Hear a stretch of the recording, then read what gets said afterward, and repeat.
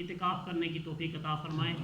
इंशाअल्लाह मुख्तसर सी तकरीब होगी, तिलावत होगी, नात पाक होगी, उसके बाद इंशाअल्लाह दुआ होगी। मैं हाजी साहब से भी गुजारिश करूँगा कि इधर तशरीफ़ लें। हाजी साहब अब्दुर्रहमान आ जाओ। बच्चे आर भाई छोड़ जिन्होंने आर डाल लें यार डाल दें। आर भाई छोड़ो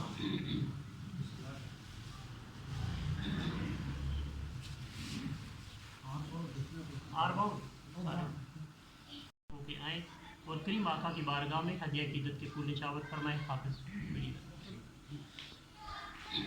दुरूद पाक पढ़िए सल्लल्लाहु अलैहि